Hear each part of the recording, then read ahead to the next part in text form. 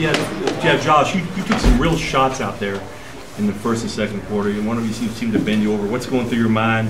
How are you able to get past all that? Was there anything serious, I got the knocked out. I knew that I wasn't hurt. I was gasping for air. But I know I was hurt. Take shots and keep on.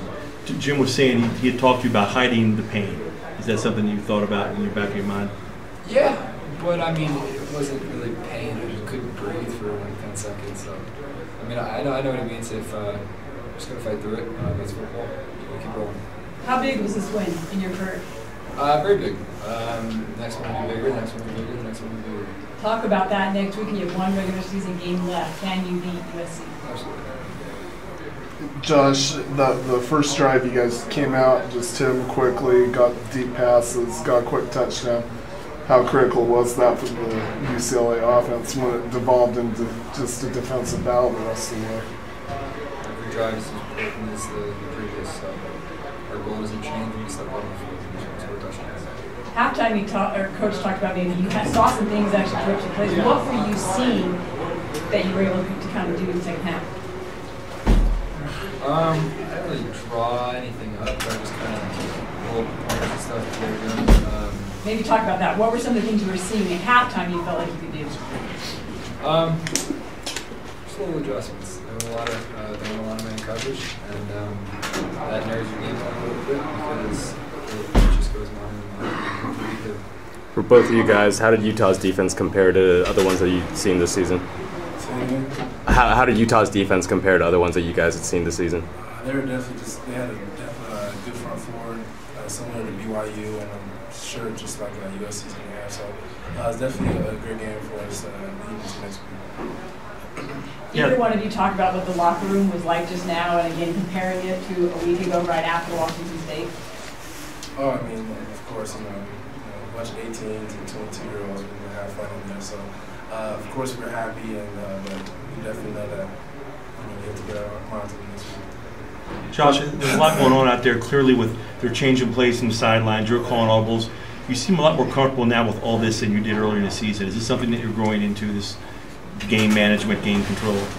Sure. I pride myself on how I can handle you mentally. I thought that was one of my advantages in high school, and I'm just trying to take it over in college. A couple of those throws that you just missed by a little, was there something that you did that you didn't quite do well enough on the deep ball that came? Not as much that one, but there were some throws I missed because I thought I kind of whisked it out a little bit. Sometimes I kind of wimped out on the little crossing out to TD. I just got to be able to stand in the pocket, take a lick, and throw the ball on the field. Talk about your receivers and what they were able to do today. I mean, no one wins by themselves. Our entire offense played amazing considering what we had to do up front with some of the injuries.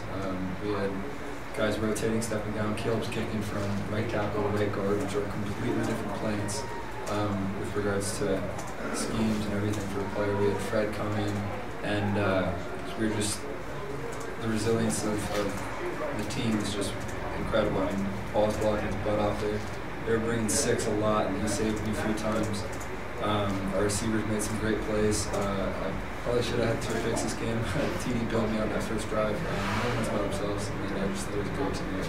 What about the resiliency, though, of the team this season? You guys had back-to-back losses at the midway point. You could have easily, packed things up, and now at this point, you guys are a win away from playing for the Pac-12 title. Yeah, I mean, I hope we don't get ranked after this game because for some reason we don't play ahead.